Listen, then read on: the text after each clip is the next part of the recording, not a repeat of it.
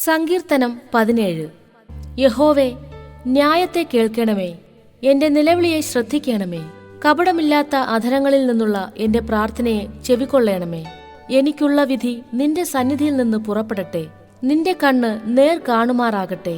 നീ എന്റെ ഹൃദയത്തെ ശോധന ചെയ്തു, രാത്രിയിൽ എന്നെ സന്ദർശിച്ചു.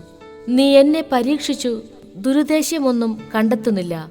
എന്റെ വായ് ലംഘനം ചെയ്യുകയില്ല എന്ന് ഞാൻ ഉറച്ചിരിക്കുന്നു. മനുഷ്യരുടെ പ്രവൃത്തികളെ കണ്ടിട്ട് ഞാൻ നിന്റെ അധരങ്ങളുടെ വചനത്താൽ നിഷ്ഠൂരന്റെ പാതകളെ സൂക്ഷിച്ചൊഴിഞ്ഞിരിക്കുന്നു. എന്റെ നടപ്പ് നിന്റെ ചുവടുകളിൽ തന്നെ ആയിരുന്നു, എന്റെ കാൽ വഴുതിയതുമില്ല. ദൈവമേ, ഞാൻ നിന്നോട് അപേക്ഷിക്കുന്നു, നീ എനിക്ക് ഉത്തരമരുളുമല്ലോ.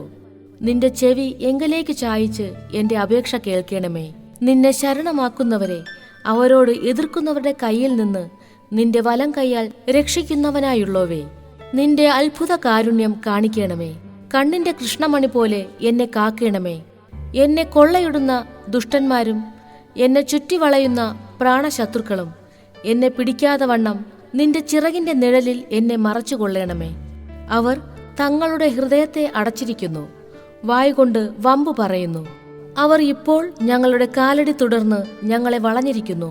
ഞങ്ങളെ നിലത്ത് തള്ളിയിടുവാൻ ദൃഷ്ടി വയ്ക്കുന്നു. കടിച്ചു കീറുവാൻ കൊതിക്കുന്ന സിംഹം പോലെയും മറവിടങ്ങളിൽ പതിയിരിക്കുന്ന ബാലസിംഹം പോലെയും തന്നെ. യഹോവേ, എഴുന്നേറ്റ് അവനോടെതിർത്ത് അവനെ തള്ളിയിടണമേ. യഹോവേ, എന്റെ പ്രാണനെ നിന്റെ വാൾ കൊണ്ട് ദുഷ്ടന്റെ കയ്യിൽ നിന്നും തൃക്കൈ കൊണ്ട് ലൗകിക പുരുഷന്മാരുടെ വശത്തു നിന്നും വിടുവിക്കണമേ. അവരുടെ ഓഹരി ഈ ആയുസ്സിലത്രേ. നിന്റെ സമ്പത്തുകൊണ്ട് നീ അവരുടെ വയറ് നിറയ്ക്കുന്നു.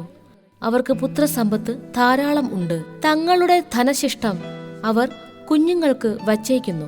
ഞാനോ നീതിയിൽ നിന്റെ മുഖത്തെ കാണും. ഞാൻ ഉണരുമ്പോൾ നിന്റെ രൂപം കണ്ട് തൃപ്തനാകും.